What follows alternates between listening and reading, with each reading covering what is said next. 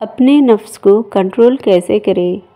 آدھی رات کو آنکھ کھلے اٹھ کر تہجد پڑھے، اس سے آپ اللہ کے قریب رہو گے اور کچھ گناہ کرنے کو من نہیں کرے گا۔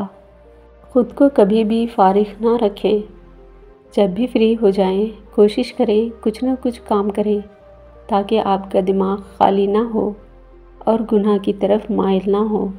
برے ماحول یا برے لوگوں کی صحبت اختیار نہ کریں، اس سے نفس پر غالب آنا شروع ہوتی ہے اور آپ دین سے دوری اختیار کرنے لگ جاتے ہیں اور گناہوں کی تردل میں پھنستے جاتے ہیں۔ جس جگہ یا جن چیزوں میں دل لگے وہاں نفس کنٹرول نہیں ہو پاتا، پلٹ جائیے، ان چیزوں کے قریب اپنا سایہ بھی نہ گزرنے دیں۔ درود شریف سارا دن جب بھی بیٹھو، کچھ کام نہ ہو تو پڑھتے رہیں، سونے سے پہلے بھی جب تک آنکھ نہ لگے پڑھتے رہیں۔ نماز نہیں چھوڑنا، نماز واحد ہتھیار ہے نفس کے خلاف جہاد کرنے کا، کیونکہ نماز دین کی طرف لے جاتی ہے اور انسان جب دین کو اپناتا ہے تو نفس خود بخود کمزور پڑ جاتا ہے۔ نفس کا کام آپ کو برباد کرنا اور اپنا غلام بنانا ہے، وہاں گرانا ہے جہاں سے آپ نکل نہ سکو۔ اس سے پہلے کہ گر جاؤ وہ راستہ ہی اختیار نہ کرو کہ گناہوں میں ڈوب جائے۔ مطلب شروع سے ہی کسی بھی گناہ سے دور رہو گے تو بچ جاؤ گے، اگر گناہ کرتے جاؤ گے پھر ہمیشہ کے لیے پھنس جاؤ گے۔ جب تنہا رہو تو اللہ کو اپنے پاس محسوس کرو کہ اللہ دیکھ رہا ہے اور فرشتے گناہ لکھ رہے ہیں۔ آپ تنہا نہیں ہو، جو بھی گناہ کر رہے ہو فرشتے دیکھ رہے ہیں۔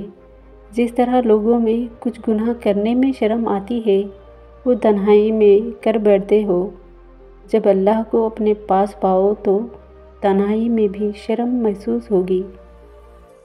اس دنیا میں تمہارے نفس سے زیادہ ایسا کوئی سرکشی جانور نہیں جو سخت ترین لگام کے لائق ہو۔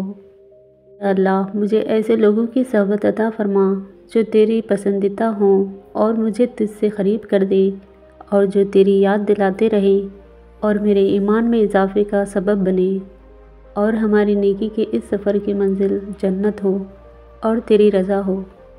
شیطان کی انسان پر کی گئی ساری سرمایہ کاری اس وقت مکمل طور پر ڈوب جاتی ہے جب بندہ سچی توبہ کر کے اپنی رب کے در پر جھک جاتا ہے۔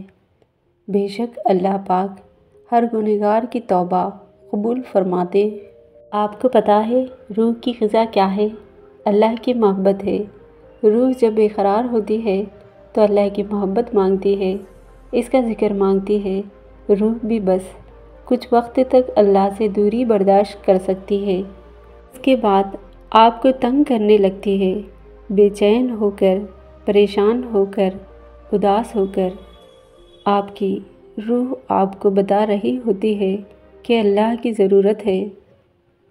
اگر دل کا سکون کھو گیا ہے تو اپنے دل کو اللہ کی یاد میں مصروف کر دے، ایسا سکون پاؤ گے ساری بے چینیاں کھو جائیں گی انشاءاللہ۔ اگر تمہارا دل صاف ہو جاتے تو اللہ کا کلام پڑھنے سے تمہارے دل کبھی نہ بھرتے۔ تمہاری تنہائی تمہیں جس طرف مائل کرتی ہے بس وہی تمہاری اندر کی حقیقت ہے۔